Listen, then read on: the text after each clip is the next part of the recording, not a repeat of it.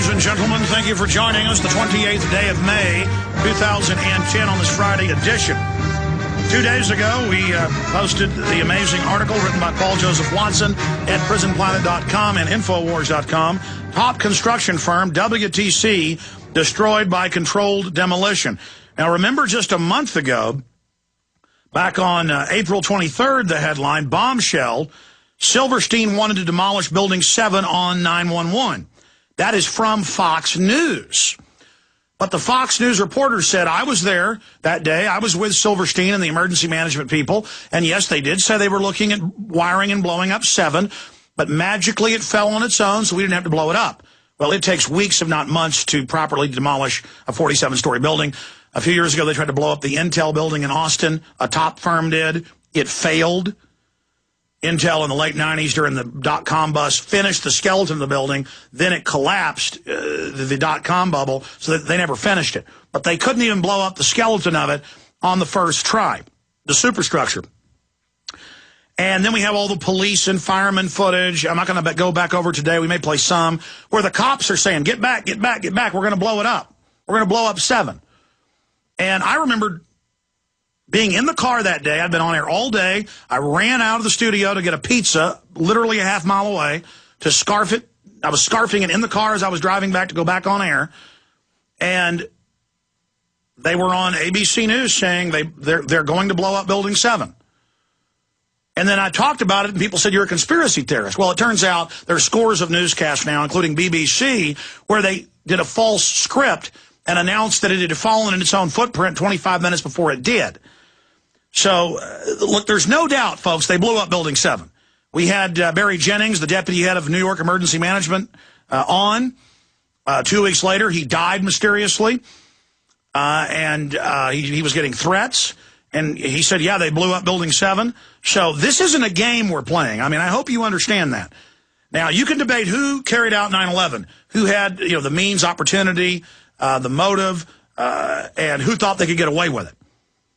And that's the Western power structure, no one else. That's England, the U.S., Israel. They're all joined at the hip. But for the next hour, and then a little bit into the next hour, then Bob Chapman's joining us. Alan Hart joins us because he's another window into this. You have this Fox News reporter going with the lie, saying, yeah, okay, we were there. They were talking about blowing it up, but we didn't. So you're a conspiracy theorist forever saying we did. And then you've got all the firemen, saying, yeah, they told us they blew it up. And then they get fired or threatened. And the cops saying, yeah, they said they blew it up. I've interviewed those cops, Bartmer and others. I've gone and found the cops who were on the CNN video saying, get back, they're bringing it down, folks. We have the live footage. Get back, they're blowing it up. And then again, the cops weren't involved. They were brought into it. And then once they've accepted it, they just engage in Crime Stop or doublethink, and then they don't talk about it. But I'm going to shut up. It's just to get into Building 7, to get into 9/11, to get into the NORAD stand down, to get into U.S. and British troops massed in and around Afghanistan in the 2 months before, and Newsweek admitting Bush signed the attack order to go into Afghanistan on September 10th, and Jeb Bush declared martial law 2 days before in Florida, AP, and hijackers trained at U.S. bases. They thought they were taking part of it in a drill. On and on. It's all confirmed.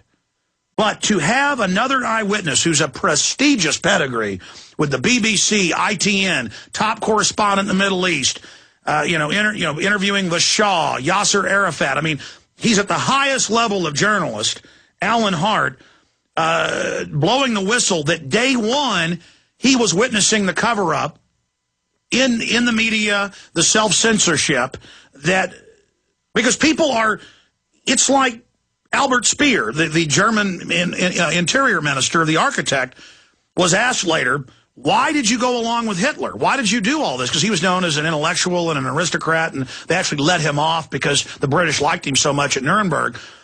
And he said, well, when the devil's got his arm around you, being nice to you, you don't, recognize it's the devil. And he just, once you're in it, you're in it. Well, folks, we got to say we're not part of this. The media, everybody. Again, I'm going to shut up, and I apologize for spending some time here with this precious guest. But I just wanted to preface it. Alan, you don't like talking about yourself, but you've got such a lengthy bio. It'd be like talking about Muhammad Ali's boxing career. That would take an hour to just hit the highlights. But for those that don't know who Alan Hart is, and the website's alanhart.net, Tell us about your career, what you've done, and why you're going public now.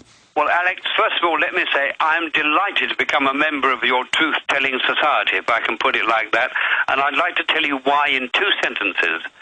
When I became a very young reporter with independent television news more than 40 years ago, my editor-in-chief gave me the mission statement in one short sentence. Quote, "Our job is to help keep democracy alive," unquote. And my take today, Alex, is quite simple. The mainstream media has betrayed democracy. I suspect you might go along with that too, yeah? They certainly have. They've been part of the complete overthrow of our society.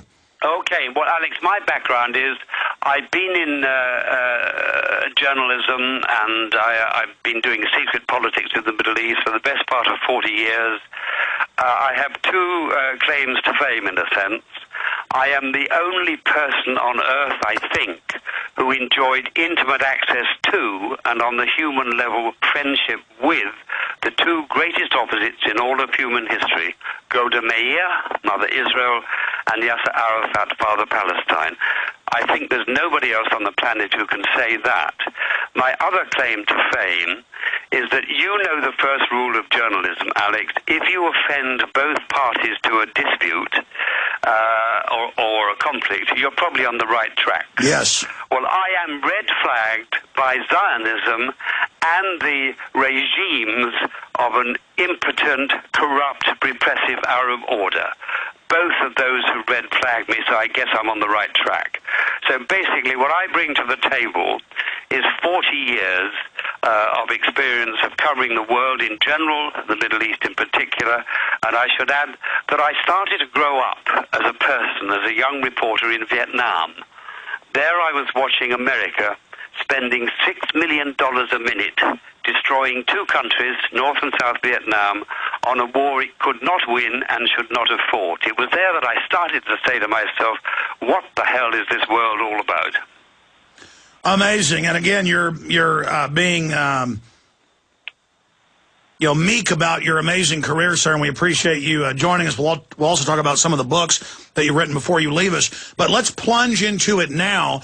Why have you decided to come out and lay out the fact that the media is self-censoring, and that you talked to one of the biggest construction firms in the world, and that they did their own analysis and concluded it was controlled demolition? Okay, well, let's go head on to that, Alex. First of all, I am not a latecomer to the truth of 9/11. I've been aware of the truth since a very few days after the dreadful event happened. But the point is this. When I was completing my latest book, it's an epic journey in 3 volumes through the lies and truth of history as it relates to the making and sustaining of the conflict in and over Palestine that became Israel. I censored myself on the subject of 9/11 because I didn't want to give supporters of Israel, right or wrong, the ammunition to dismiss me as a mad conspiracy theorist because of my views on 9/11 in order to divert attention away from all the other truths I reveal in my book. I think you'll understand what I'm saying, Alex. Yes, I understand. Okay, so here I am in America. I did an interview with another talk show host that I respect, Kevin Barrett. Yes. He asked about 9/11, so I thought, hell, the book's out, the book's published. Volume 3 of the American edition is coming in a very few days. So I decided that the time had come to end my own silence. And the point is this. What I think about 9/11 as an individual is not important. It's what people that I've learned to respect think. Now, I have many friends in all walks of life, politics, business, you name it. And it so happens that 2 of my dearest friends are world-leading consultants, civil engineering consultants, for one of the greatest civil engineering and project management firms in the world.